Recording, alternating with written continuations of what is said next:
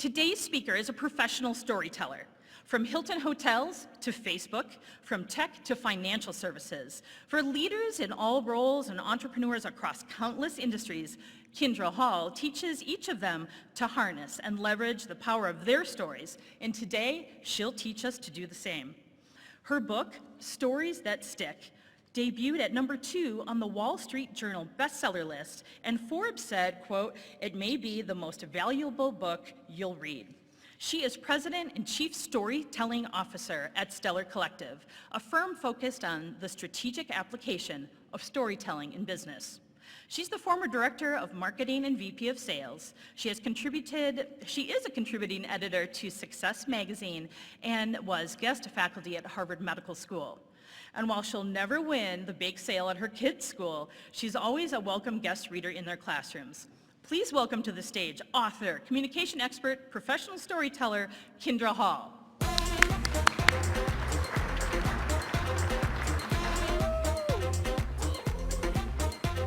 Oh my gosh, good morning, how you feeling? Good, all right, here. Oh, that feels good. Do a little of this. Can you believe that this is life now, my friends, right? All right, let me say this again. Good morning, how are you feeling? I have to say, I walked into the room this morning and with all the tables set up and this is where I used to live. Actually at this hotel. I was at this hotel like once, twice a month, so to be back here and to be able to see real faces and you tuning in online, you don't know this, but we can see you. So make sure to put pants on. No, I'm just kidding. We can't see you. We can't see you. Can I first, before we get started, can we please give a huge round of applause to Leah and the team for all of the effort they put into making this event happen. Thank you so much. Thank you so much. And as you heard in my introduction, my name is Kindra Hall, and yes, I am a professional storyteller, which I feel like I should just get out there in the open right now in case this is something you're thinking. I know it's an unusual title. Like it sounds, well, so for example, now this would have been 2019. I was on a flight and I was sitting next to a gentleman, very serious gentleman. He had his headphones on. I wasn't supposed to talk to this gentleman. I knew that, I was okay with it. I had work to do. But at the end of the flight, you remember that's when you sat next to people. Yesterday I flew in and I had the whole, like all of the seats to I wished I was taller so I could spread out across all of them. But it was the very end of the flight next to this gentleman and we had that mandatory exchange of conversation, which was, where are you from, where are you headed, and what do you do? So I asked him and then he asked me and I said, just for fun, I said, oh, me, I'm a professional storyteller. And he looked at me and went, yeah, like he knew what that was, right? But then he gave himself away because he was like, so where did you go to, how did you, what did you, and I knew what he really wanted to say is, that sounds made up. So in case that's what you're thinking, it is. I made up my job, right? But the truth is, I came by the power of strategic storytelling, which is what we'll be talking about here today. In a world that is so upside down and backwards, and you no longer get to walk into somebody's office with a box of donuts and say, let's talk about what we can do for you. What is a skill, a strategy you can use that will connect with people even across a screen? Hi guys, at home, I can still see you here. Strategic storytelling. I discovered the power of storytelling at a very young age. So before we get into the full content of today, I want to take you back to my senior year of high school. I was 17 years old and I was in physics class.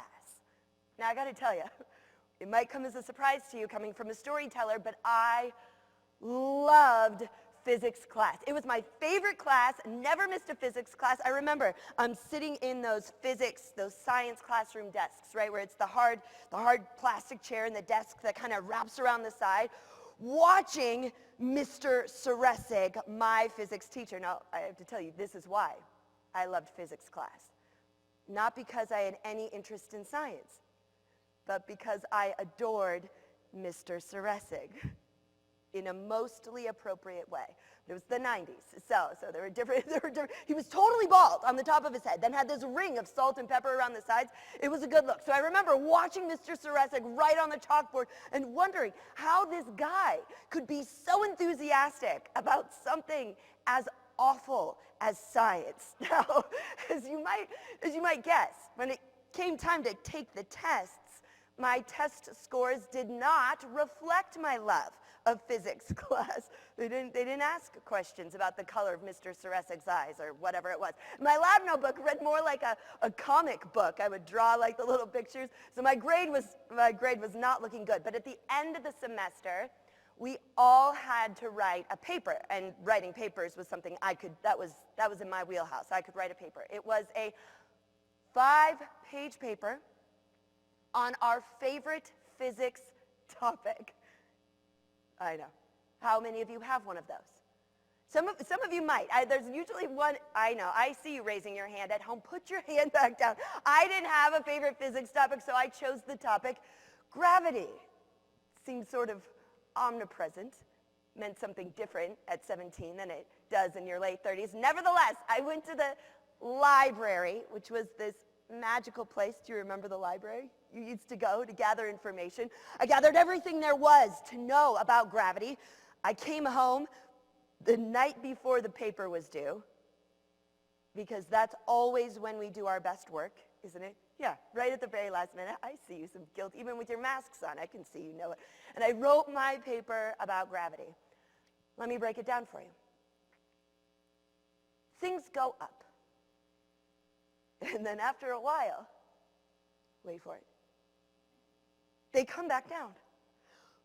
It's a pretty if you think about it, it is a pretty simple concept. So I wrote everything there was to know about gravity, and at the end of it, just hours before the paper was due, it was all in there, and I had exactly 4 pages. I was one whole page short. And you remember high school papers, all that really mattered was how many pages had words on them, right?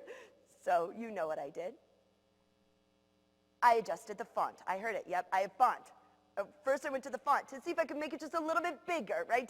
And then I went to the next step, is always the spacing, see if I could stretch it out. And I don't know if you know about this strategy. My last effort was the margins. So I could squeeze in the margins until it was just like a thin strip of text down all 5 pages. I knew that wasn't going to work. So at the very last minute, I decided to cheat. You see, in high school, I was on the speech team.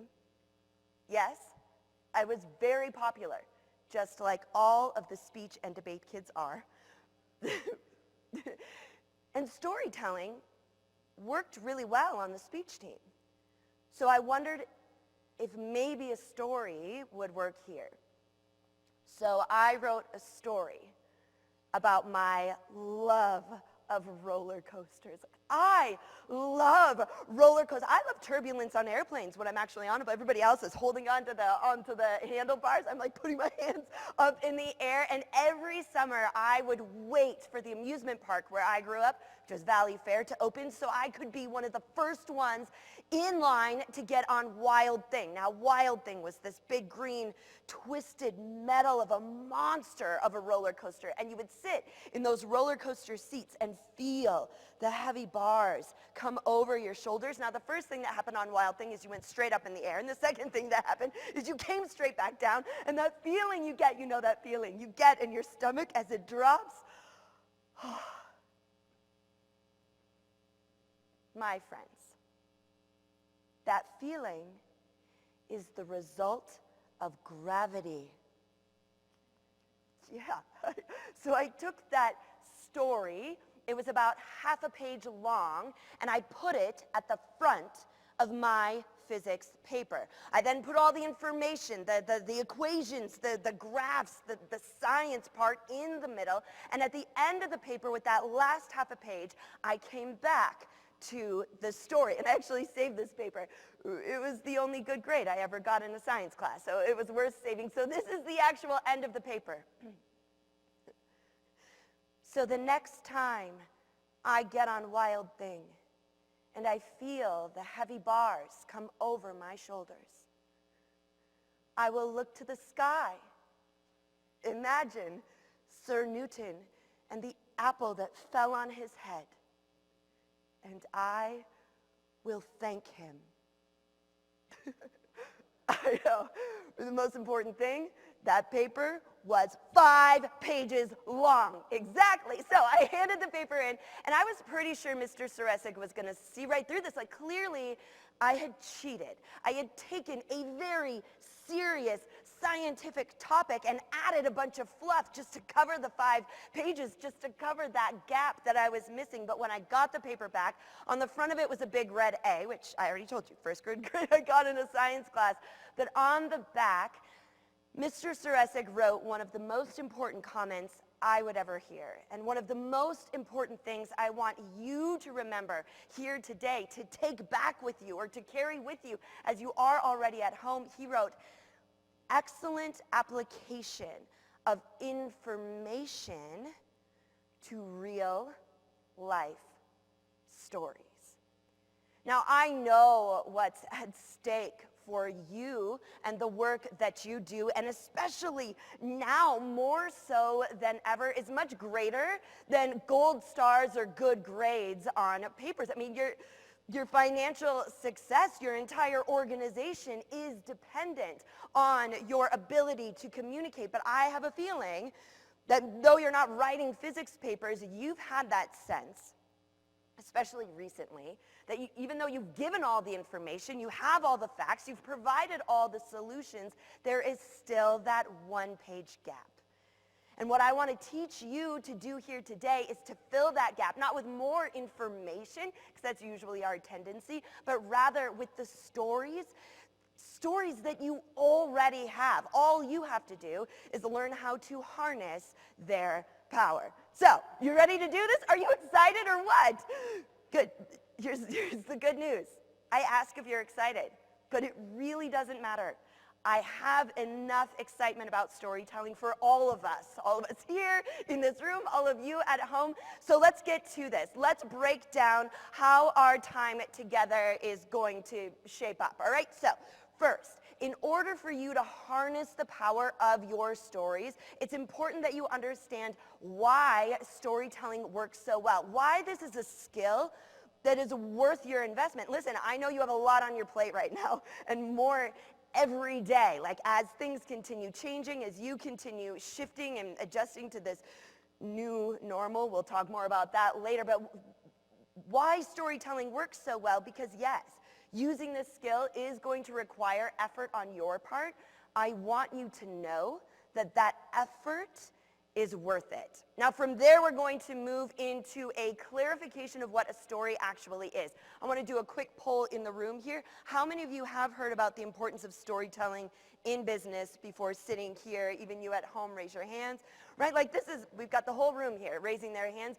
Storytelling has become a buzzword in business, which is great on many levels. It means that some stories are being told. For me, personally, it means job security in my made-up job, right? It means that my people will buy my book. My dad is finally proud of me in my made-up job. But it's not so good for the rest of you, because in its rise to buzzword status, we've lost the understanding of what really makes a story. And so we miss huge storytelling opportunities where just one story could make an incredible difference. So we'll start there. I have a few case studies to show you. And then lastly, I want to wrap up here today with some very specific storytelling strategies. Because even if you don't consider yourself a master of creative writing, even if you are extremely analytical, very technical, pragmatic, storytelling happens in a process. This is a systematic approach that you can take today and apply tomorrow and make yourself better, especially in these times. All right, so let's start here. Why does storytelling work so well? Well, there are a lot of reasons, but the first one is this. Humans are attracted to stories. Like, this is what people want to hear. And I know that you're working with a lot of automated technology, but you are still talking to people. And until the conversations that you're having are happening with actual robots, a story will work. Now, I know that sounds like a gimme. Of course, the woman whose expertise is storytelling is going to say that this works on all humans. But let's put this idea to the test. How many of you are involved in your company's marketing, or you're involved in messaging, right? Okay, let's put the storytelling proposition to test on the biggest marketing stage we have here in the United States, the Super Bowl. Can we agree? Super Bowl, biggest marketing opportunity. I think at least last year it was $5 million for a 20-second spot. Brands would like to nail that spot. Researchers wanted to know this too. What makes a great Super Bowl commercial? Is there a formula? So they did a 2-year analysis of Super Bowl commercials and coded each one of those commercials by 3 different variables to see which ones performed the best. The first variable was those commercials that actually told a story. There was a beginning, a middle, and an end. There were characters to care about. There was an emotional component. They then compared those to commercials that used celebrity endorsements. Now, I knew what my audience would be here today, but I gotta tell you, this is my favorite slide of the whole presentation, okay? Bradley Cooper, I'm just warning you here, it's gonna go downhill after this moment right now. At home, can you see the blue in his eyes? It really, I don't even know if Bradley Cooper's ever been in a Super Bowl commercial, quite frankly. I don't care. All right, and lastly, those commercials that used cute furry animals. Now I would venture to say that there are probably a few of you in here that prefer this slide to the one before it. I cannot help you. That is your own problem. We are going to have to agree to disagree, okay? So which one of these variables do you think, as the researchers did their analysis, performed the best? Yes, this is not a trick question. I am not going to put this up here unless it works in my favor. It's not that kind of presentation. It's those commercials that told a story. Now let's take another trip back in time. One of the Super Bowls in question that they were evaluating was the 2014 Super Bowl, so like 6-7 years ago now. Now you may or may not remember who played in that Super Bowl, or who won or who lost. So I will say, like last year, I was at an event where Peyton Manning was the other keynote speaker, and I did do a quick scan of the room before sharing this research because poor little Manning didn't perform well in that Super Bowl. All right, so you may not remember who won or lost, and even if I were to say to you, do you remember the biggest Super Bowl commercial of 2014? It wouldn't roll off the tip of your tongue, but let's put this to the test. Do you remember that commercial with the puppy who made friends with the horses? Oh, okay, so I see the heads nodding here. Think about this, folks. That was 30 seconds of your life 6 years ago. Like I can't even remember what I had for breakfast. I don't even think I had breakfast this morning, and yet that commercial stayed with you. And keep in mind, Budweiser didn't even mention their product.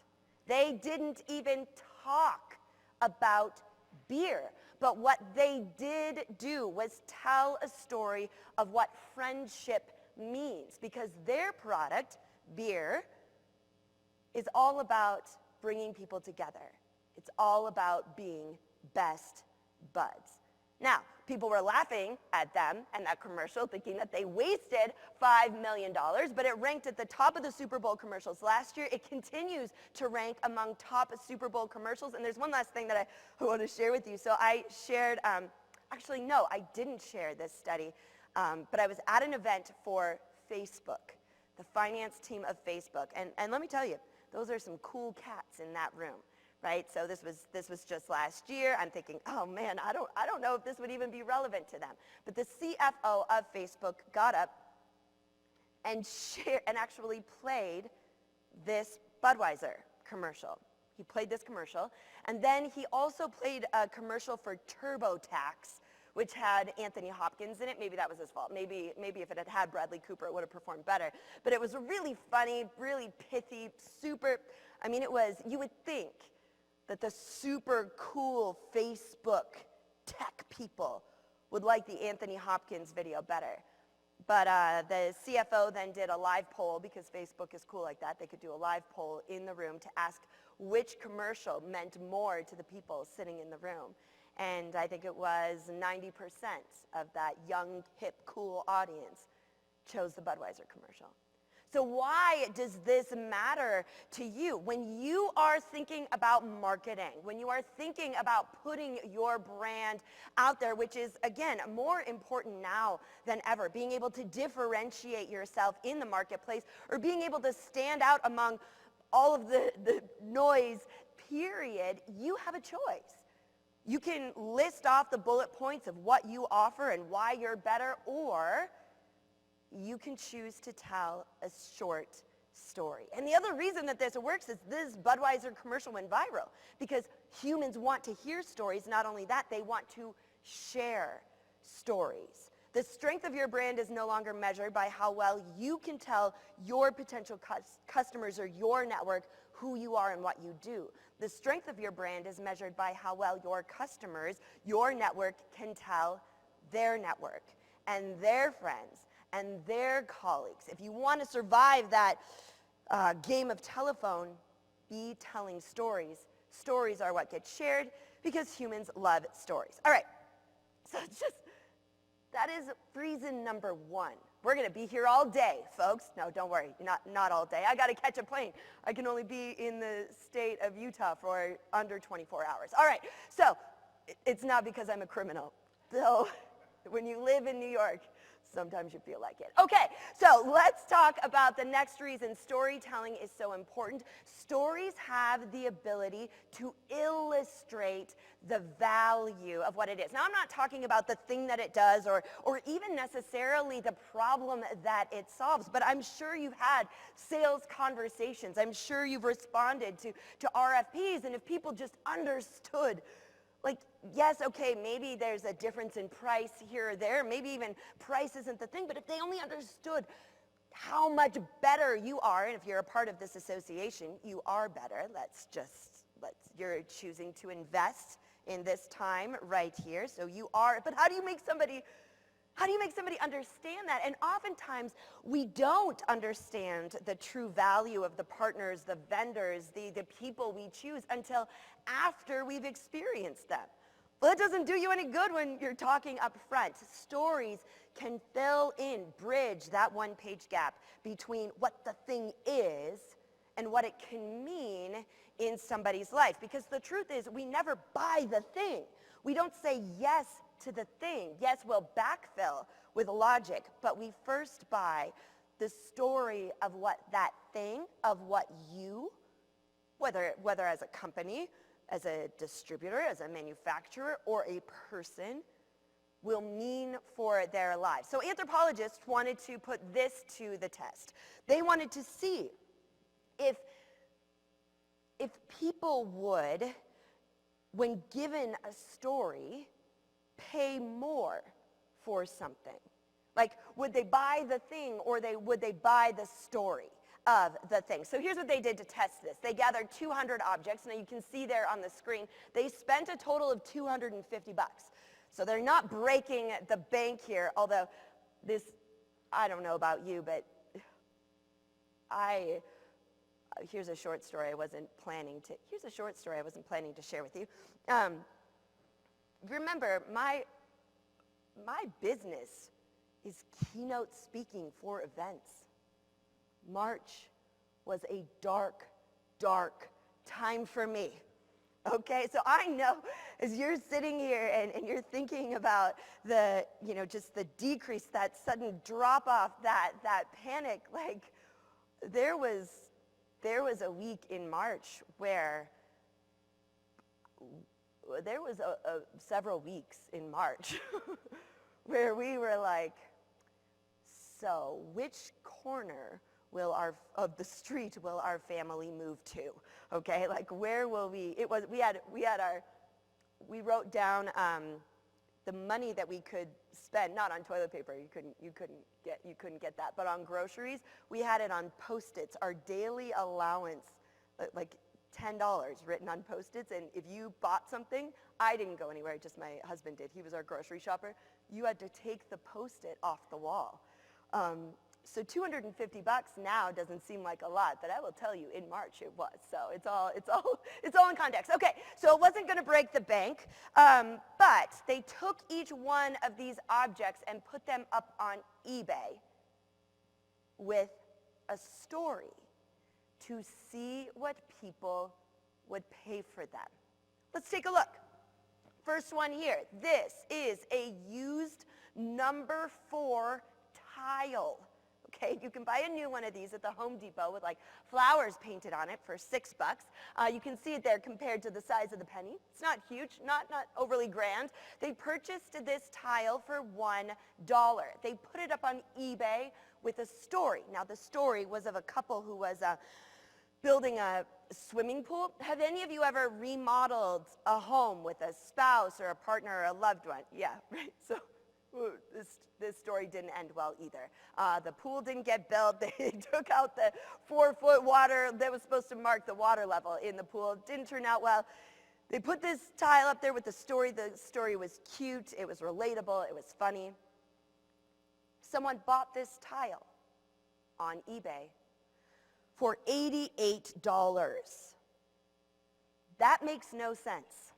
Why would anyone do that? Let's take a look at another one. This is a used pink horse toy, clearly from the 80s, judging by its very large mane. Do you see how poofy that hair is? And I should just point out, things from the 80s, just in case there's any discrepancy here, are not vintage. So this is not a vintage horse toy, okay? So they bought this toy for $1. They put it up on eBay with the story, and the story was of a woman whose daughter had gone off to college, and she was starting to go through some of her daughter's things to kind of consolidate them, and she came across this pink horse, and she was flooded with the memory of her daughter trotting the horse across the windowsill as she waited for her parents to get home from work. And it was the woman's hope that whoever purchased this horse whose ever daughter got this horse, would experience that, same sense of joy as a child in the window. Sweet story, sentimental story. Someone bought this horse for $104.50. Again, that is unreasonable. Whoever did that was crazy. Let's take a look at one more. This is a globe paperweight. Now, I'm not a huge paperweight aficionado, but if you look at it compared to the size of the penny, I feel like it's kind of small. Like it would hold one piece of paper in a light breeze, okay, but don't open the window too wide. And of course, with all of the many hurricanes, like this globe paperweight is pretty much obsolete at this point. They bought it for $1.49. They put it up on eBay with a story. And the story was of a woman who had dreamed of falling in love and traveling the world. And that dream came true. And the two of them traveled together, and every stop they made, every little village or city they went to and strolled the streets, he would buy her a small knickknack, a treasure, a symbol of this great love and adventure that they shared. And that relationship had ended. And the woman was heartbroken. But she knew it was important to begin again. And the only way to do that would be to let go of each of the gifts he had given her. And this was the final one. I know, I'm trying to keep a straight face. And it was her hope that whoever purchased this mediocre paperweight would experience the same sense of love and adventure she had once found and hoped to find again. I know, it's a great story. Someone bought this paperweight for $197.50. Who thought it was going for more? Well, I read that story. I was like, that is a $300 paperweight, right? But keep in mind, we don't We don't buy the thing. All right, whoever bought this paperweight wasn't buying a paperweight. You can get paperweights for $1. You can get paperweights for $10. What they were buying was a symbol, was the hope of love, was the story of love and adventure. And I don't know about you, but for love and adventure, $197.50 is a very good price. I have tried to buy Love and Adventure for less than that, and that wasn't a good story either. All right, so keep this in mind as you are sensing this value understanding gap, whether it does have to do with price or just them wrapping their heads around the value that they offer, what could be happening in those conversations. And this is relevant whether it's happening face-to-face, 6 feet apart, or over virtual, or even over email. What they really need is a story right there. Now, again, I know that this is a goals-oriented, I smile because goals in 2020, it just sounds funny. But this is likely a goals-oriented organization, whether you're setting goals for 2020 or for the years to come. Now, remember, they spent $250. I want to show you the final results of this project. In case you're wondering, does this really work? They spent $250. They made $8 grand. That is a 3,100% increase on their investment, on their efforts. Now, I don't know about you, but I feel like a 3,100% increase would feel really good right about now. And in fact, this was one of the conversations that we had back in March between my husband and I. He was like, wait a minute. What if we just take some of our junk and put it up on eBay and you write stories about them? Maybe that's what we could do. So there, good. I have a backup plan should the need be. But remember, we don't buy the thing. We buy the story of the thing. So when you're thinking about those bullet points, when you're thinking about those promises that you make, be thinking, what story could I tell here? And you'll hear me say that a lot throughout the rest of our time together. All right, last reason storytelling is so important, and that is that stories are what stick.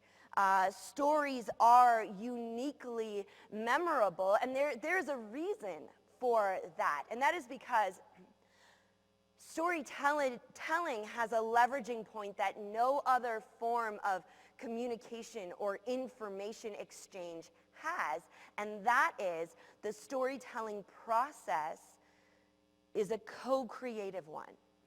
So, for example, as I am telling you my story, you are creating your own version of it in your mind.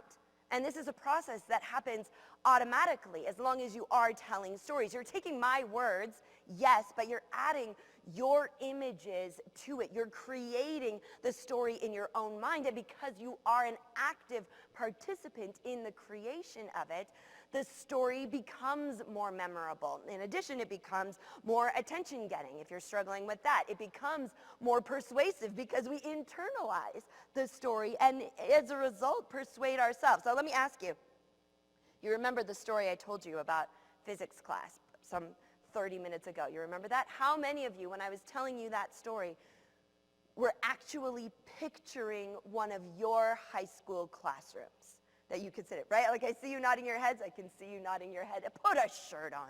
No, I'm just kidding.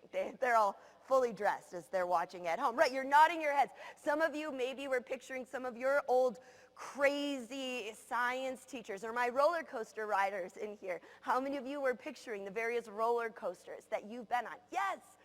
You see, you do this automatically. Now, you didn't know it was happening, but I did. This is part of my job, right? I know that by sharing my information with you in the form of a story, you will participate in that co-creative process, and the story will stay with you longer. Now think about this. We always, you hear in sales, well, and in the high-level storytelling talk, like make the customer the hero of the story, which fine, but it's much simpler than that.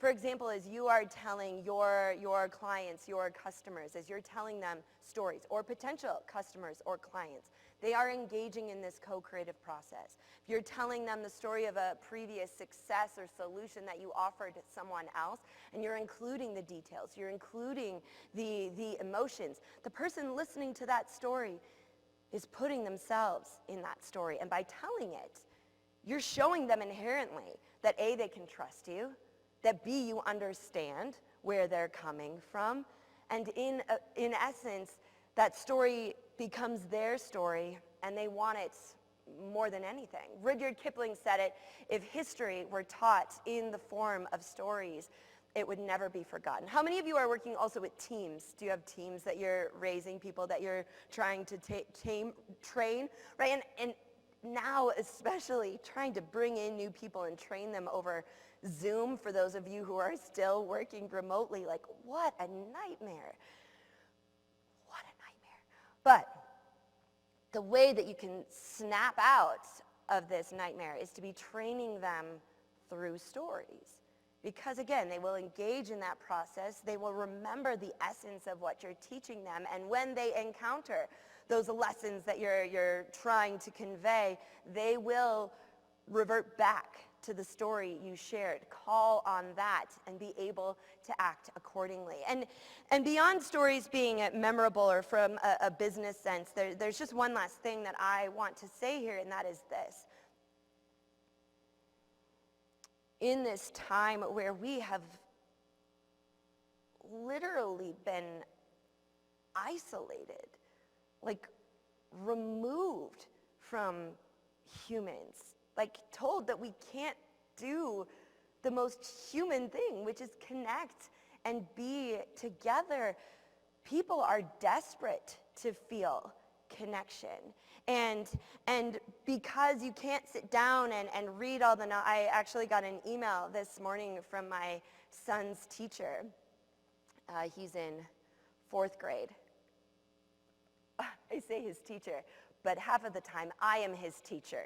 Yes, I'm very good at 4th grade math. Turns out high school physics wasn't where the problem started. It started somewhere in 3rd grade for me, but I got a teacher because they go, they're in school 2 days and they're at home 2 days, and every other Monday, yes, it's very smooth and simple. But I got an email from his teacher, and she said, you know, I feel like throughout the day your son is trying to gauge my expression, which is the most basic of human interactions. And she's like, I think sometimes because he doesn't know her, she's a new teacher, he thinks that I'm frowning, but I'm actually smiling behind my mask. And I know that she's like, it breaks my heart. So I'm going to talk to him about it today and find another way to show him that I'm agreeing with him, that I like him, that we're seeing eye to eye. I mean, this is happening in classrooms. This is happening on Zoom. This is happening. One of the fastest, most effective, most easiest ways to connect with people, especially now, is through your stories. One small story about, and it doesn't even have to be a business story. It can be a personal story. It could be that simple story that I just told you right now. Matters so much and so much more right now. So in a time where being human feels weird, I knew that these were weird times when, gosh, it must have been April. And I came out of my New York City apartment, and of course all the shops below us, because we are an apartment built on top of shops. So there's like a little, it's very quintessential, there's a little market, there's a pizza shop where I ate most of my meals or had them deliver it up to me. That's just how it went. And there was a little flower shop, and the flower shop had a cat, Rosie. Rosie never wanted anything to do with anybody. She would sit there and look at you like, I know you see me here. I know you want to pet me, but you can't. But then, of course, the flower shop got shut down. Everything got shut down, and it must have been about mid-April. I was walking down to put something in the mailbox, and the flower shop door was open, and I was like, oh my gosh, the flower shop door is open. And Rosie saw me and came sprinting out to greet me and climbed all over. I'm like, if a cat is that desperate to connect with people. No wonder we're feeling this. So never underestimate the importance right now of even your personal stories. To build those relationships, fortify previous relationships. We need them now more than ever. Okay, so all of these great things about storytelling, and there is still a problem. And this problem is multi-layered, but at its very simplest form, when the stakes are highest, when it matters most, when we sense that one-page gap, we often don't tell a story. We revert back to just sharing the information or inserting more information. Now, there's a couple of reasons for this. The first one is I think often we just forget. Like our stories don't sound like stories to us. And somewhere along the line in business, we were told that there was a sharp line between business and the fluff, right? Like all we need are the facts and figures. People don't have enough time to listen to the stories. But the reality is when you're telling stories, you're not worried about getting people's attention. They will give it to you. And then the second reason that we don't tell our stories is because we don't even really know what a story is. So that's what I want to move into now. First, as a goal to have you switch to that storytelling default when you sense that gap. What story could I tell? But in order to do that, it's really important that you understand what a story actually is. Like what makes a story? And to talk about that, we need to talk about what a story is not. So let's start there. I will admit, this slide gets a little awkward, but we'll get through it together, okay? Here's a few of the things that are parading around as stories that aren't stories. A story is not a history lesson. I want you to think for a moment, how many of you have an About Us page on your website? You have it about, right. And does it say, we were founded in 1953? And then in 1962, we moved to a bigger office. And then in 1989, we expanded. We went beyond food service and into automotive. And now in 2020, we service customers across all categories and all of the regions in the country. Like how many of you have the co-creative process forming right now? No, there is I have had companies come to me and be like, this is our story. And it's like dates on a timeline. Here's the thing. We don't need the whole expanse of your entire company history. Choose one moment on that timeline. And quite frankly, maybe that moment was March. Right? Maybe it was that moment in 2020, or maybe it was the moment when the company was first founded. Who came up with this idea? Why? What did they care about? Tell that one story. People come to your About Us page because they want to know about you. They don't want to read the dates on a calendar. All right, so that's one of the missed opportunities. Number two, a story is not technical information. Now, I know what you do is extremely technical. I know that I would have no hope of wrapping my brain around it. But keep in mind, for every technical process, there is a story of the relief that it offers, right? There's a story of a time where that technical process, that automation broke down. And what that meant for the organization, or when a company was needing to shave costs. Maybe they were faced with the pandemic. I mean, that seems so far-fetched that would ever happen, right? And they need to make some technical decisions. But make no mistake, these technical decisions are based in emotion.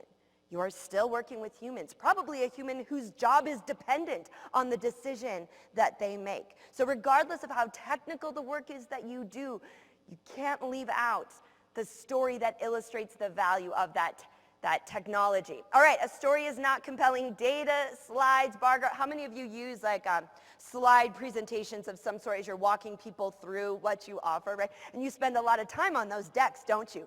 Making sure that the pie charts are just the right size. Or I see this a lot when you're talking about your success rates, even, or customer satisfaction. It's very easy to share your screen and say, and as you can see, and you throw up the percentages of satisfied customers or return on the investment over time or whatever it is, the numbers speak for themselves. No, they do not. Like, numbers cannot talk unless they are on Sesame Street, in which case they might also sing and dance. But here's the thing, you have to speak for those numbers. Whether it's customer satisfaction or return on the investment, choose one story that brings that most important technicality to life. That is the story that will stick with the person you're sharing it to. And lastly, it's not jargon or high-level values or promises. How many of you have mission statements, right? And you have the things that you're committed to. These are important things to have. You probably spent a lot of money on solidifying those mission statements, and those are very important things to have. It becomes the verbal shorthand when you're talking about who you are and what you do. But for example, I was working with a CEO in a company in an industry that was highly competitive. And he wanted to differentiate himself and what they do. And I said, all right, so what are the things that you are committed to, that your top values? And he said, first and foremost, above everything else, everything we do with integrity. Which is great, that's important. How many of you do what you do with integrity? Right, like everybody else. In his industry, that was their number one commitment, to do things. He would have been better off to be like, we are kind of shady and proud of it, because at least then he would have been different. If your goal is to differentiate yourself, you can't do the same thing or say the same thing as everybody else. This is a problem a story can solve. With a little bit of effort. Actually, it was a lot of effort, because I asked him again, I'm like, okay, so tell me about this integrity. Like, what does it look like? How does it express itself in the work that you do? And he said, everything we do with integrity. As if saying the word multiple times would make it stand out more. But with a little bit of effort, we found a really great story of when he was first starting his business. My business owner is in here. You might have a story that's very similar. Young man, all the dreams in the world, felt that he was working in a corrupt industry and wanted to change it, wanted to do his business with integrity, and had the opportunity to sit down with a huge potential client. Like, if this guy said yes, he'd be in business.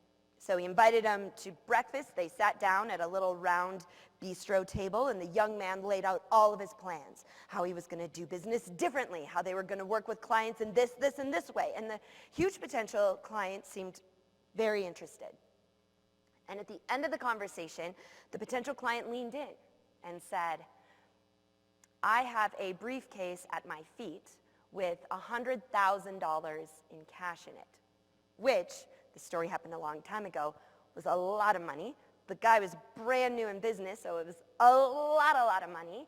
The potential client leaned in and continued and said, if I give this to you now, will you guarantee me kickbacks in the future? And the young man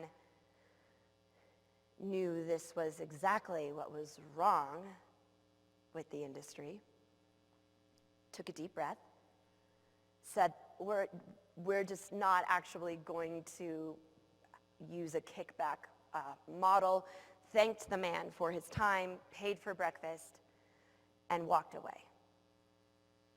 Now, as it turns out, a couple hours later, the huge potential client called him and said, you are exactly what this industry has needed, and they have been doing business together for 30 years. Now, that is a story about integrity. Short story.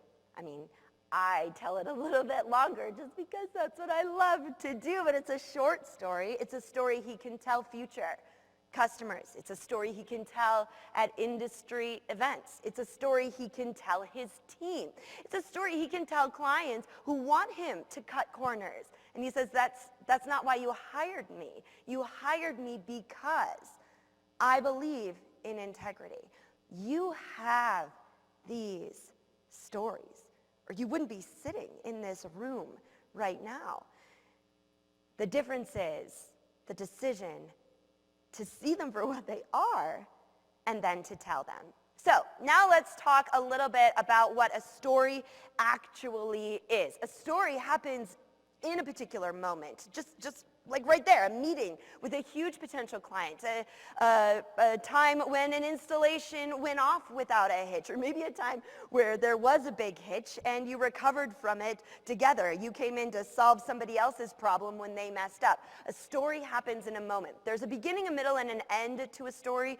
We'll talk more about that in just a bit. There are emotions in a story, not just the information. Now, I see this happen a lot is you say, well, first we did this, and then we did this, and then this, and then this, which is all fine.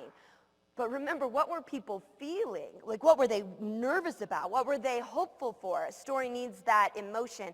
And lastly, there are characters to care about and something at stake.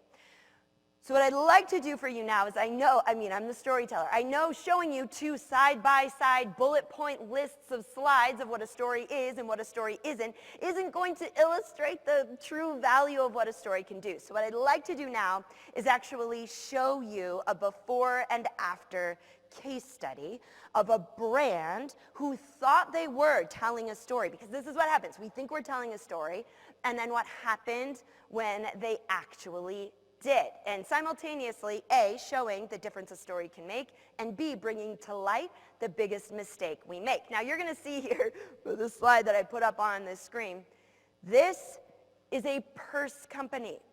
This has nothing to do with what you do, and I looked around the room, I saw very few man purses. So you may not even be purchasers of purses, okay?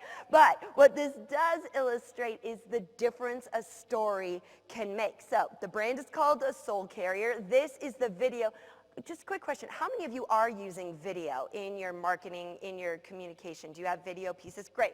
You should, especially LinkedIn, if that's where a lot of your communication is happening. It's hungry for this kind of content on your website to show videos. So this is the video that was on the front page of her website that told her story. I hope even you at home can see the very large air quotes, all right? So I'm putting it out there. She does not tell a story. That's why it's a before video. But I want you to watch this video. Afterwards, we'll talk about it. We'll see what you thought. Let's roll the tape. Here, talk to me. Talk to me. Close your eyes. Okay. Breathe.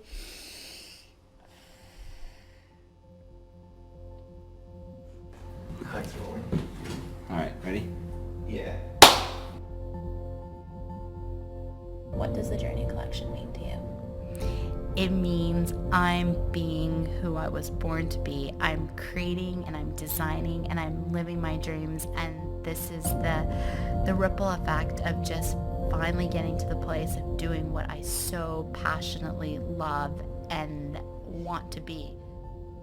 A lot of people view me as the girl who lost my parents in college, and I was a girl that was supposed to carry on Paisan and Joyce's legacy, but deep down, I want to be me. I want to be Jennifer Page. I want people to look at me and be like, she listened to her own intuition, she listened to her heart, and she followed her dreams.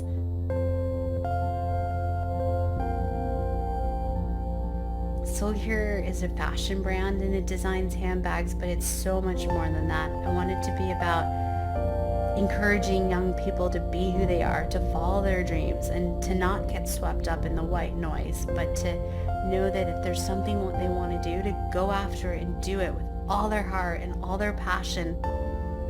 If you're doing what you're meant to do, you will get there.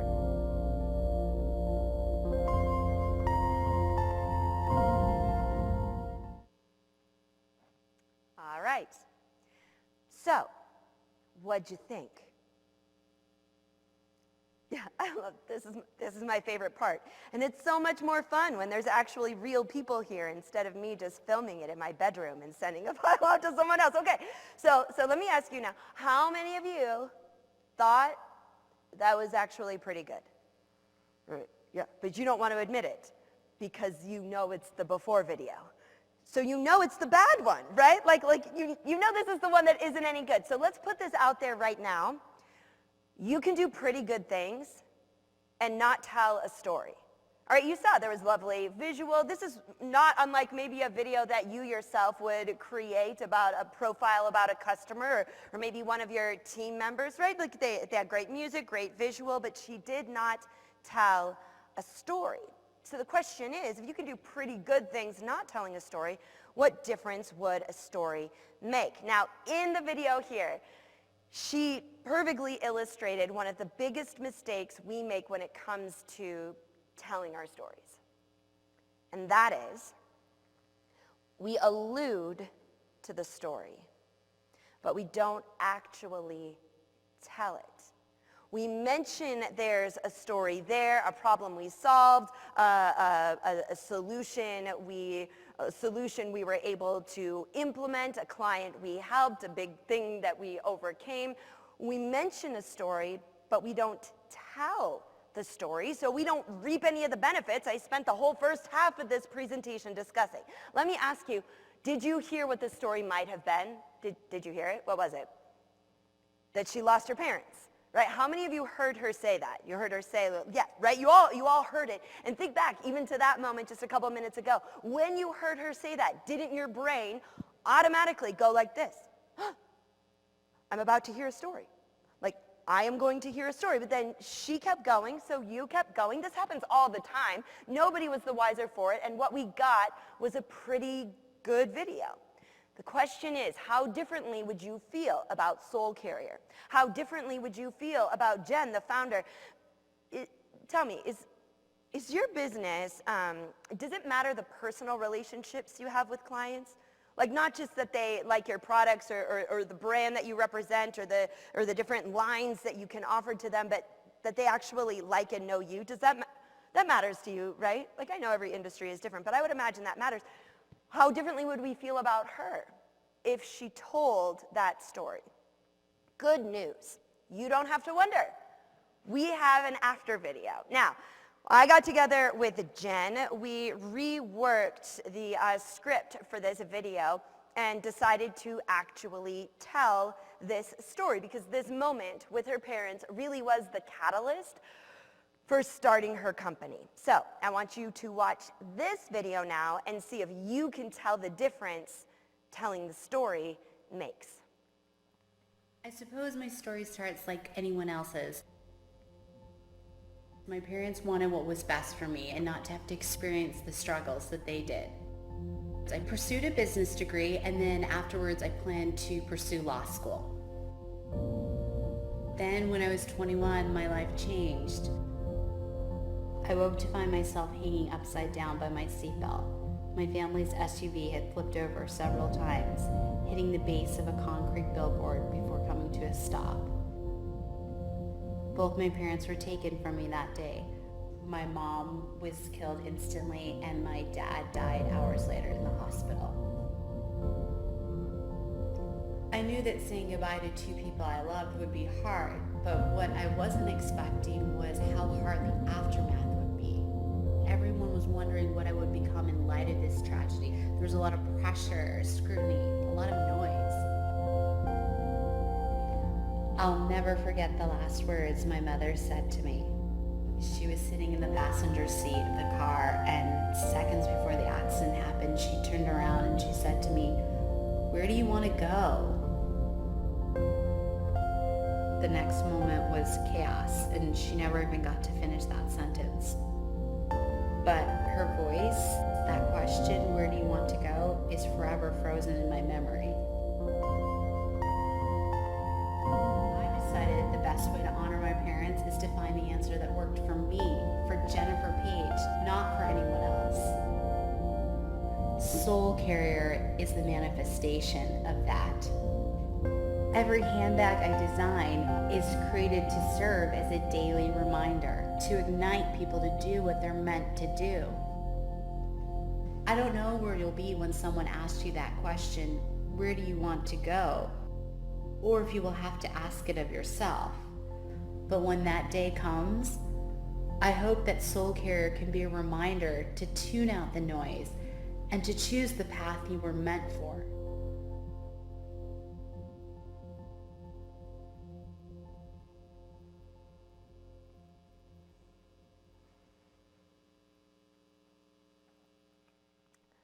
All right, so let me ask you, could you tell the difference?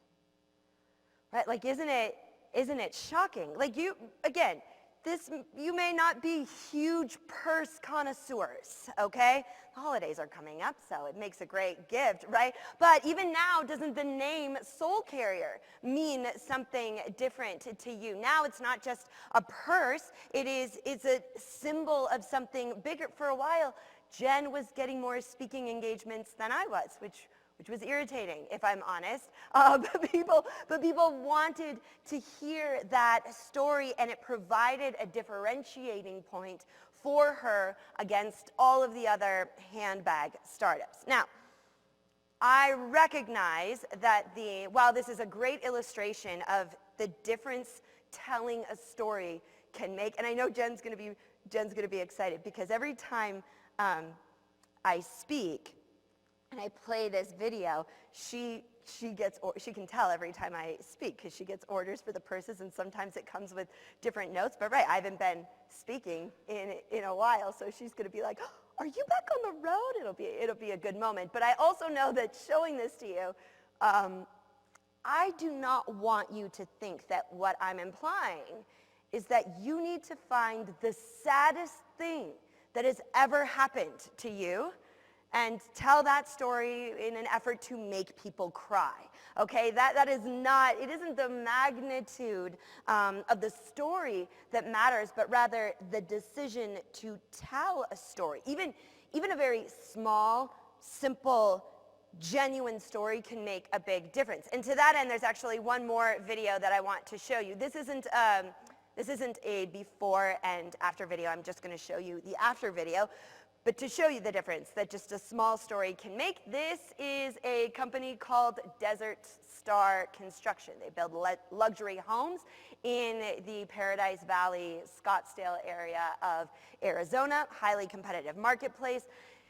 The founder, Jerry, wanted to use stories to differentiate himself against other builders in his area. So we got together, found a story, put it together for a marketing video. Now I want you to watch this video, see if you can identify the story that he decided to tell, and then afterwards I'm going to tell you a little story behind the story. So here's the video, see if you can hear the story.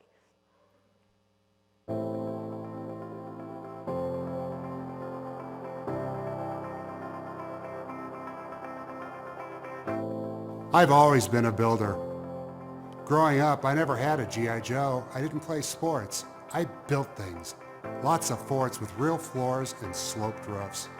My best fort was actually 2 stories, had a trap door, and took up half the backyard.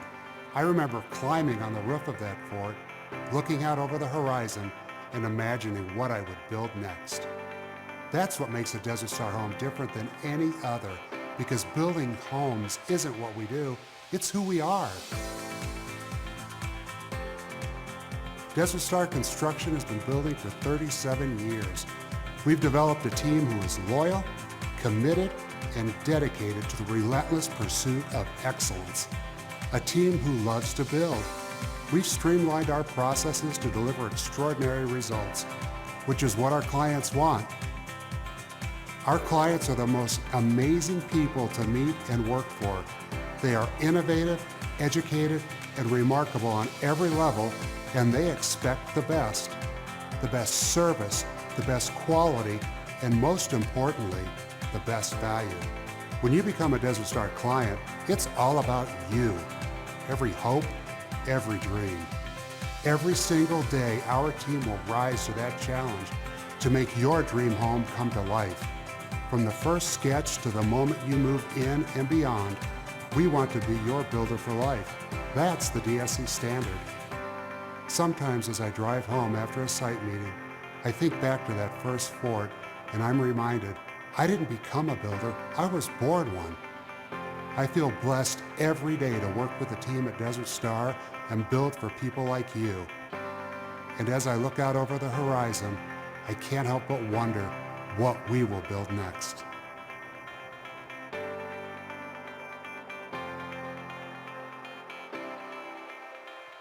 All right, did you hear the story about building the fort? And you also heard that tagline that he had. How many of you have a tagline? You heard that tagline where we aren't just we weren't just born, or we aren't just builders, but we were born builders, something along that line, which he tied into that first story about building a fort. So here's the story behind the story, and it's kind of this crossover moment that I think is really important for you to understand the opportunity that is available to you, that crossover moment between a marketing piece and what that can actually look like in a sales conversation, for example. So the day we were filming this video, so we had figured it out, we had done the work of finding the story, we had crafted the story, we were filming the story, and on that day, Jerry was kind of rushed.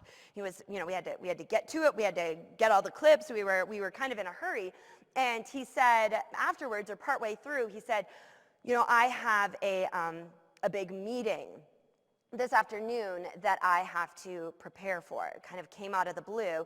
And what happened was he was one of the last two builders in contention for this huge property, much bigger than any of those teeny tiny properties you saw in that video, okay? This was a really big one, all right? So he was one of the last two builders in the running to get this contract, and the family wanted to do one last interview with the two builders that afternoon.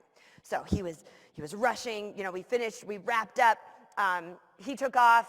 Everything was fine. We produced the video. It looked great. And I followed up with him a few weeks later, as a good entrepreneur does. And we were planning to do some more storytelling work. In particular, to develop a set of sales stories that when he went in to give his pitches, or his team went in to give pitches, that they would have little stories they could tell for each of the most important points, the things that their clients care the most about. That was our next project. But on the phone, he said, "Oh, right. Well, do you remember that day we did the filming?" I said, "Yes." And he said, "And I had that big meeting afterwards." And I said, "Yes." And he's like, "Well, since we had just recorded that video, the fort story, the story about building the fort, was right at the top of my mind and on the tip of my tongue. So when I went into the meeting, I decided, just for fun, to see if I was going to try starting with that story before I went into the presentation." And he's like, "And they loved it. And we got the job because of the fort story. So now, unfortunately, I can't move forward with the rest of our storytelling projects because I've got this huge complex to build." And I thought to myself, should have charged more for that fort story, right? But you can see right there in that moment, he was going head to head with someone else who probably would give the same list of values. They probably use a similar technology, all other things considered equal. By sharing that small story about building a fort, that is not a tearjerker, instantly connected him with the family that was building their dream home, and the rest of the presentation was pretty much icing on the cake. So once you get your stories down, you can turn them into videos like this, or use them in those small moments, in those small conversations, to make you stand out just naturally above anybody else. All right, so now with the last bit of time we have together, I wanted to leave you with some very specific, proven, time-tested strategies to help you in your storytelling endeavors. Now, I don't know if we have any type A people in this room. If so, maybe we can meet afterwards and stand 6 feet apart and make lists of things to do and add things to those lists that we've already done, just so we can have the satisfaction of crossing them off. But I will say this next part of the presentation is going to go by very quickly, and if you're the kind of person that likes to write down every slide, you might get stressed out. Don't stress. I am going to send these next slides to you and to you at home in PDF form. So here's how you can get them. You take out your cell phones and open up your text messaging, and then text, in the phone number field, to put the number 33444, as if that's my phone number. It is not my phone number. I have a normal phone number, just like everyone else, but just go with me here. And then in the message, write the word storytelling, all one word, and hit send.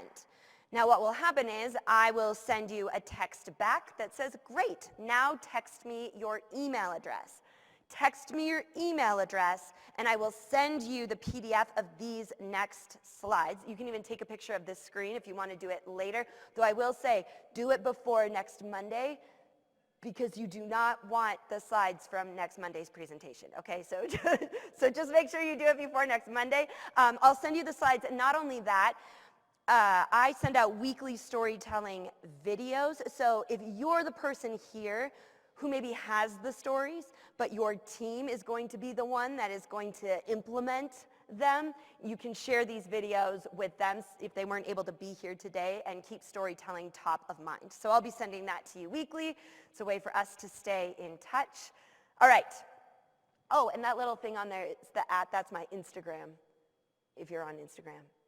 I'll show you my LinkedIn later. Okay, let's do this. Foolproof storytelling strategies. The storytelling process really breaks down into 3 distinct parts. Finding the stories, which can be a challenge in and of itself, crafting the stories in a compelling way, and finally, after you do the other first 2, then you get to tell the stories. So let's tackle this first one first, which is finding the stories, because this is often where the storytelling process breaks down. If you've ever thought to yourself, or even thought to yourself as you're sitting in this room right now, watching us at home, yeah, okay, I get it, but I don't really have a story to tell.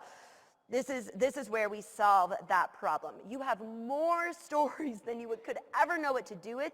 It's just a matter of accessing them. So what I want to do is give you a few strategies and then specific places to look to unlock the stories that you already have. So here's the first one.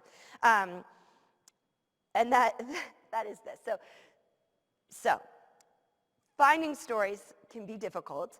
Have any of you, I'm thinking about my grandmother. How many of you have ever tried to get a story from an elderly relative, right? Like you want to hear their story, and now more than ever, right? Like I'm thinking about the different, the Depression, World War II, like these other big moments in history, and realizing that I have a big gap in my understanding of what these really look like. So I asked my grandmother once. I was writing a paper about the Great Depression. So I went to my grandmother. I was going to interview her, and I said, Grandma, tell me about the Great Depression. And she said, I don't know. It was good. I'm pretty sure she was lying. No, I don't think she was lying. I don't think she was holding out. But the problem is when we go looking for our stories, we ask ourselves bad questions. Here's the first thing to keep in mind. Our stories attach themselves to the nouns in our life.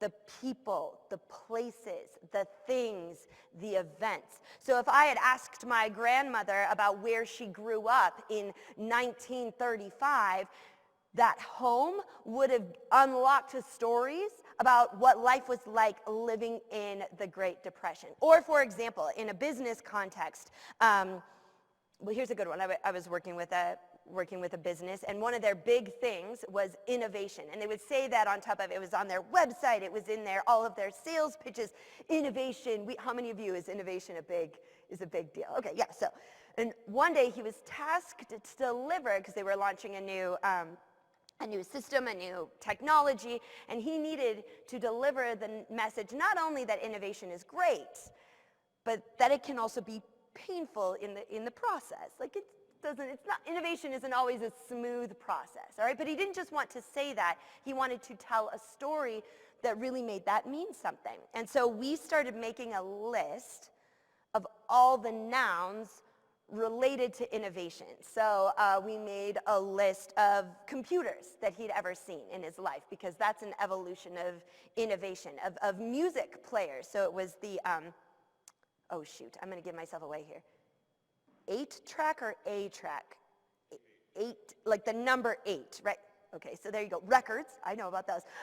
Walkman, Discman, all the way down to like your iPhone and Spotify or whatever. Where we actually found the story was when he made a list of all the phones he had seen.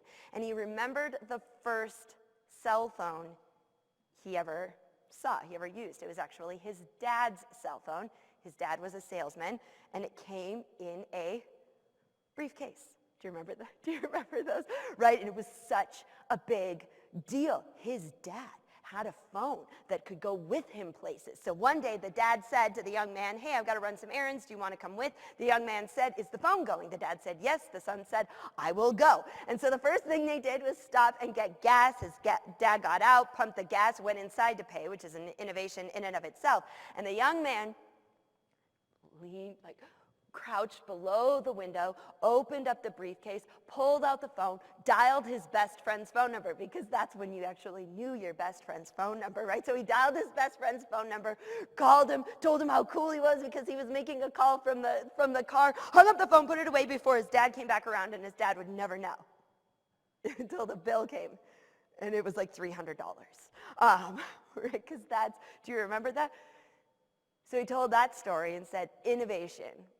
It's an incredible thing, but it can be painful in the process. That story came from making that list of nouns. So even the nouns right there, if you're struggling to find your stories, nouns can be the key that unlock them. Here are a few other questions that you can ask yourself, ask your team, or in many cases, if you are the person that has the stories, give these questions to your team and make them ask you these questions. Have them there so you can be sharing your stories with them so they can do something with these stories. Make a list of firsts. Firsts are emotionally charged moments. The first time you sat down with a client, the first time you had something go really well, the first time something fell apart completely. There is a lot of I'm just thinking about my first presentation and everything that went into that. And today actually is a new version of that first, isn't it? The first time, post-pandemic, mid-pandemic, who can really measure that? Standing in front of real people. I'm so happy to be in front of real people. Otherwise, it's just my husband filming it, and he is not a good audience. Okay, so make a list of firsts. There are great stories there, emotionally charged stories, and make a list of those features and solutions, which is this is something, right? Every time you see a bullet point in one of your slide decks when you're sharing your screen, say to yourself, this is an opportunity for me to tell a story. Now, you're not going to tell a story for every single one, but if you know what the most important pain points are for your customers, or the things that your product or your company is uniquely skilled at doing, that is an opportunity to show that feature or benefit, that solution in action. So don't stop there just with the list. Go ahead. Now, I know for the marketing people, they say, well, I will remove the bullet points, replace them with commas, and put them in the shape of a paragraph. No, that's just a run-on sentence, okay? So we need the actual stories. Make a list of your clients, the other people you've worked with. I know this sounds so obvious, and this is when I was talking about nouns. This is one of the first ones you should go to, but how many of you have been doing what you do for a long time? You don't have to, I could do the whole, right? You've been doing what you do for a long time. What happens is all those clients, all those customers, all those years of experience end up blending together. They get all muddled, and it's hard to see the individual story trees through the forest of your experience. By making a list, or how many of you live and die by your date book or your calendar? Go back through those appointments, list them out by writing the names down, the company names down. Stories will start coming back to you of what happened at that event. I would say at that event, because I was thinking about all the times I've stood in this ballroom, and just thinking about this ballroom, stories start coming back to me of things that have happened here, stories that could be shared. Make a list of questions and or objections.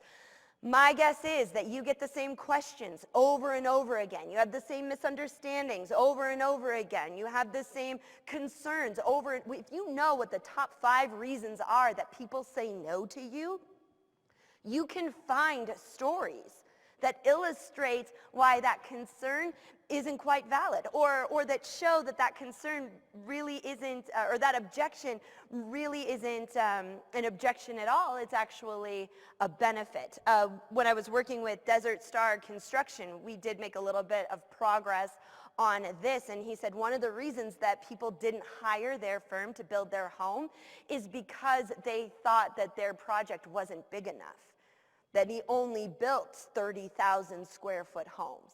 And he's like, we love building the smaller homes. I'm like, so what's a smaller home? He said, like 5,000 square feet, which everything is relative, right? But he wasn't telling stories about the 5,000 square foot homes. That was a story he needed to start including if that was an objection that people were having, all right? Make a list of your proudest moments and your biggest challenges. Stories were born here. We have the tendency to only want to tell stories when when we look like the hero, when we illustrate how great we were. But your proudest moments and your biggest challenges, those stories will show the depth and the breadth of who you are and what you're about. And more than anything, make you trustworthy, which leads me to my last one, which is, what is your story? Why do you do what you do? Why do you love what you do? And don't be afraid to tell stories that go beyond your professional role. Remember, people are also saying yes to you. But now, especially if you can't go in there and be the guy that brings them donuts, who are you? Share some of those more personal stories as well so they can know you, the person through the screen, better. All right, then we have to go to crafting the story. Now I'm going to keep this really brief because while I'm sure you all came to this conference, you're tuning in at home because you have ambitions of writing the next great American novel, and what you're really looking for is a 9-part framework for putting a story together because you have all the time in the world. Oh wait, you don't? All right, I want to give you a very simple framework, a way of thinking about your stories that you can use from now on. Instead of thinking, and we talked about this earlier, instead of thinking about your stories as having a beginning, a middle, and an end, I want you to think about your stories like this. Normal, explosion, new normal. What was, who was there, why did it matter, what were you dealing with, what was at stake, what happened, which is oftentimes the point where you came in, your product, your solution was there. And the new normal is what is possible now as a result, where stories often go wrong, where we miss that opportunity, where we allude to the stories we start in the middle. Think about it. This is why we can watch the news all night. They talk about a building fire or a shooting, and then they move on. And we don't know anything about the normal. We don't know anything about the people, so we don't really care.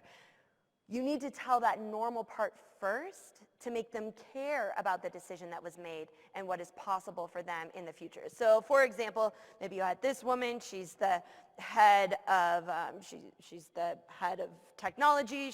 She is the head of something, and she looks very stressed out. She feels like she's missing out to the competition. Her margins are getting squeezed, and then she finds you. And now look, oh my gosh, she is so happy. She knows she's working with a world-class organization. She's got money flowing out. She feels good about her financial standing. And in fact, for their next big event, they're inviting Bradley Cooper as the special guest.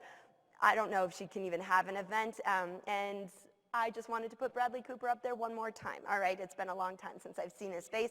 Here's the thing, as clients, potential clients especially, we don't care about the new normal unless we know what the normal is. The normal is where they're listening to that story, they're co-creating it, and they're saying to themselves, I can see myself there. I have felt that way. This person, this company understands me, and they will follow you all the way to the end of the story and want what she has. A few last things, and I go into much more depth about these in Stories That Stick, but once you have that framework, a few key elements to include in your stories, and again, these are really simple, they're super basic. A story needs to have an identifiable character, a person in that story that you can picture and relate to. This is so important because that's how the person you're telling the story to will see themselves as the character in that story. Authentic emotion, we've talked about this, but again, it doesn't have to be over-the-top emotion. It can be stress, it can be guilt, it can be hope, it can be anxiety. Those everyday human emotions should be included in your stories. A moment, a specific moment in the story that someone can picture and put themselves right there in that place. Let me ask you, how many of you were picturing that breakfast when the CEO took that new client out to breakfast? Were you sitting there at the bistro table with them, right? They didn't invite you. There were only chairs for two, but you were standing right there with them. And then lastly, which ties into the one right before, specific details. Let me ask you, how many of you remember me saying the heavy bars coming over my shoulders of the roller coaster? Do you remember that? This is a bonus question. How many times did I say it? Twice, right? And you didn't even realize that was happening. Spoiler alert, I'm going to say it one more time at the end of this presentation, but just a few specific details to help drive that co-creative process will go a very long way. Again, this is a simple checklist that will transform your communication strategy forever if you use it. All right, and lastly, being able to tell the story. Now, I'm sure you can tell that I believe storytelling is a lot like Windex or like duct tape, or a good glass of champagne. You can kind of use it on anything and it works. Hand sanitizer. You can use hand sanitizer on anything and it does a good job. But here are a few specific places. We've talked about this throughout the entire time together where you should be making an effort. These are the first few places to start putting your stories to work. Number one, presentations, meetings, networking opportunities. Now, I know networking is a little bit awkward these days, but whether it's presentations one-on-one where you're actually in person or virtually. Let me tell you, I had to do all of my thank goodness that March and April are behind us now, because now for me in my business, many events have decided to go virtual. So I still have a job, which is a very good thing. But one of those events, it was live broadcasted, but they were using a particular platform that didn't allow the video. So the only thing they could see for an hour were my slides clicking forward. And I was like, that is going to suck. Like, how much more boring could it get than that, right? Like, not even a little picture-in-picture, just something else for them to look at. But a true measure of, for me, when doing virtual, is to see how many people are attending at the beginning versus how many people are attending at the end.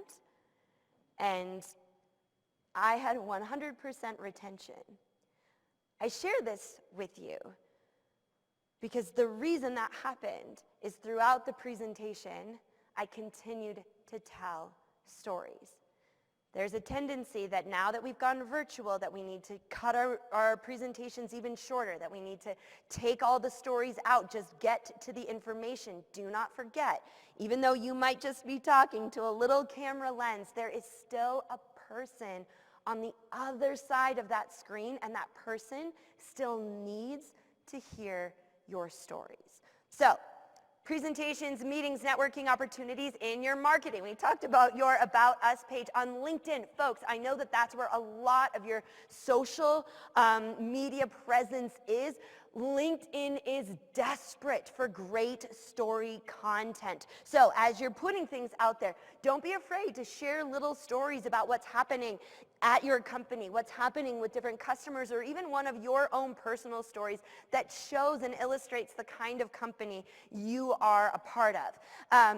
To your team, we've talked about this. How do you train them when they're all virtual? How many of you are the best person in the room at your job?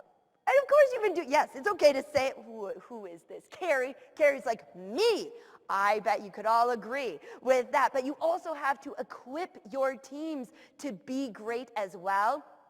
Teach them the stories you know so they can tell those stories and be on the path to be as great as you are. And the last reason, or the last reason for telling stories is, if for nothing else, this whole time we've been talking about the stories you'll tell, but you know that How good you are depends on how well you know the client you're serving, who they are, what they really need, how they've been burned before, what they're concerned about. So let me give you a little hint. Story begets story. When you're going in to a discovery meeting or a discovery call, and you're trying to get to know them better, by asking questions that just inspire a list of bullet points coming back at you, it's not going to help you understand them fully. Instead, tell a little story. They will respond with story. And when they do that, you get to know them on a much deeper level and understand the nuances of what they really need. All right, and there's one last thing that I want to close with here. And I really believe that this is the most important story of all, and for all time, not just now, but for always, and that is the story you tell yourself. I don't know about you, but this has not been an easy year. There have been times where it was really difficult to stay connected to the purpose, like what this is all for, where you're putting out fires or every day felt like a disaster. But all the research is showing that the more intimately connected you are with your purpose, with your why, the better you will be. And in these moments, I find that it's really important to have stories, a handful of stories available, whether they're professional moments or personal moments, that you can turn to help reconnect you to what this is all about. So I have one of those stories. It happened several years ago. I mentioned I have my husband, I have my son, who I mentioned, and then I have a daughter. She is 8 years old right now. She has this wild blonde hair. She's like a force of nature. My mother calls her Karma, so there's that. But this story happened several years ago when I was first really launching my business. I was on the road. I was stressed all the time. I was distracted. And I was really questioning, is this all worth it? And I've had versions of that moment throughout my career. I think we all do. And this particular day, I was at home with my daughter, and we were building something on her bedroom floor with blocks.